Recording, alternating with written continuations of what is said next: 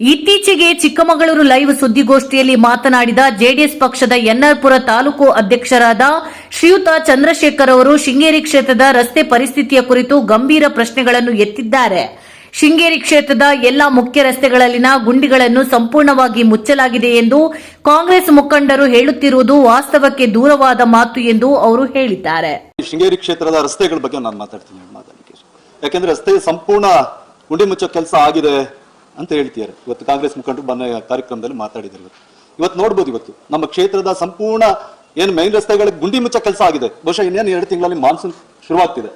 ಬರೀ ಗುಂಡಿ ಮುಚ್ಚೋದು, ಗುಂಡಿ ಎಷ್ಟು ದಿನ ಉಳಿಯುತ್ತೆ? ಅದು ಮಾನ್ಸೂನ್ ಶುರು ಆಗ್ಬೇಕಾದ್ರೆ ಆ ಗುಂಡಿ ಎಲ್ಲ ಕಿತ್ಕೊಂಡು ಹೋಗ್ತದೆ. ಮತ್ತೆ ಹಾಗಾಗಿ ಅದಕ್ಕೆ ಏನ್ ರೀಡಂಬರೀಕರಣ ಮಾಡ್ಲಿಕ್ಕೆ ಏನ್ ಕ್ರಮ ತಗೊಂಡಿದ್ರೆ ಇಲ್ಲಿವರೆಗೂ ಕೂಡ ಯಾವುದೇ ರೀಡಂಬರೀಕರಣ ಮೈನ್ ರಸ್ತೆಗಳಲ್ಲಿ ಆಗಿಲ್ಲ, ಮುಖ್ಯ ರಸ್ತೆಗಳಲ್ಲಿ. ಇವತ್ತು ನೋಡ್ಬೋದು ನೀವು, ನಿಮಗೆ ಶಿವಮೊಗ್ಗದಿಂದ ಹಿಡಿದು ಇವತ್ತು ಶೃಂಗೇರಿ ತನಕ ಬಂದ್ರು ಕೂಡ ಇಲ್ಲಿ ಬಹಳಷ್ಟು ರಸ್ತೆಗಳಲ್ಲಿ 1 ಕಿಲೋಮೀಟರ್, ಅರ್ಧ ಕಿಲೋಮೀಟರ್ ಮಾತ್ರ ಡಂಬರೀಕರಣ ಆಗಿದೆ ಅಷ್ಟೇ ಬಿಟ್ರೆ ಯಾವುದೂ ಕೂಡ ಮುಖ್ಯ ರಸ್ತೆಗಳು ಸಂಪೂರ್ಣವಾಗಿ 1 5 ಕಿಲೋಮೀಟರ್ 10 ಕಿಲೋಮೀಟರ್ ಎಲ್ಲೂ ಕೂಡ ರಿಪೇರಿ ಆಗಿಲ್ಲ. ಬರೀ ಗುಂಡಿ ಮುಚ್ಚ ಕೆಲಸನ ಮಾಡಿದ್ದಾರೆ. ಈ ಗುಂಡಿ ಮುಚ್ಚ ಕೆಲಸ ಅದು ಬಹುಶಃ ವೈಜ್ಞಾನಿಕವಾಗಿ ಏನು ಮಾಡಿಲ್ಲ. ಅದನ್ನು ಒಂದು ತಾತ್ಕಾಲಿಕವಾಗಿ ಇವತ್ತೇನು ನಮ್ಮ ಜೆಡಿಎಸ್ ಪ್ರತಿಭಟನೆಯನ್ನು ಮಾಡಿತು. ಪ್ರತಿಭಟನೆ ನಂತರ ಎಚ್ಚೆತ್ತು 1-2 ತಿಂಗಳಿಂದ ಈ ಕೆಲಸ ಮಾಡಿದ್ದಾರೆ. ಬಹುಶಃ ಮಾನ್ಸೂನ್ ಶುರುವಾಗೋದ್ರೊಳಗೆ ಆ ಗುಂಡಿ ಸಂಪೂರ್ಣವಾಗಿ ಮತ್ತೆ ಯಥಾಸ್ಥಿತಿಗೆ ಬರ್ತದೆ.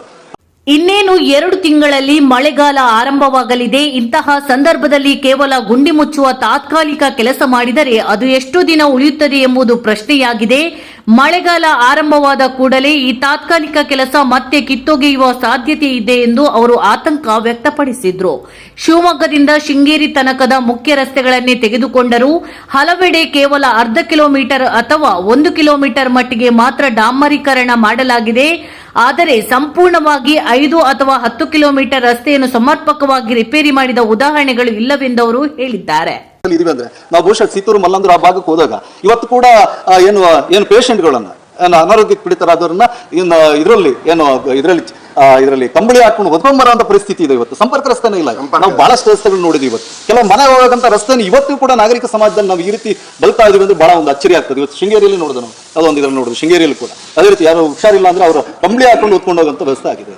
ಆಮೇಲೆ ಹಲವಾರು ಕಡೆ ಲ್ಯಾಂಡ್ ಸ್ಲೈಡಿಂಗ್ ಆಗಿದೆ. ಇವತ್ತು ರಸ್ತೆಗಳು ಕುಸಿದಿದೆ, ಅದು ರಿಪೇರಿ ಆಗಿಲ್ಲ. ಆಮೇಲೆ ಸಂಪರ್ಕ ಸೇತುವೆಗಳು, ಸಣ್ಣ ಪುಟ್ಟ ಕಿರು ಸೇತುವೆಗಳು, ಕಾಲ್ ಸೇತುವೆಗಳು ಸಾಕಷ್ಟು ಇದೆ. ಇವತ್ತು ಮಳೆಗಾಲ ಬಂದ್ರೆ ಅದ್ರ ಏನಾಗ್ತದೆ ಅಂತ ಗೊತ್ತಾಗ್ತದೆ. ಹಾಗಷ್ಟು ಅಷ್ಟೊಂದು ರಸ್ತೆ ಸಮಸ್ಯೆಗಳು ಇವತ್ತು ರಸ್ತೆ ಬಗ್ಗೆ. ಮಳೆಗಾಲದ ಸಮಯದಲ್ಲಿ ಹಲವೆಡೆ ಲ್ಯಾಂಡ್ ಸ್ಲೈಡಿಂಗ್ ಆಗಿರುವ ರಸ್ತೆಗಳು ಇನ್ನೂ ಸರಿಪಡಿಸಲಾಗಿಲ್ಲ.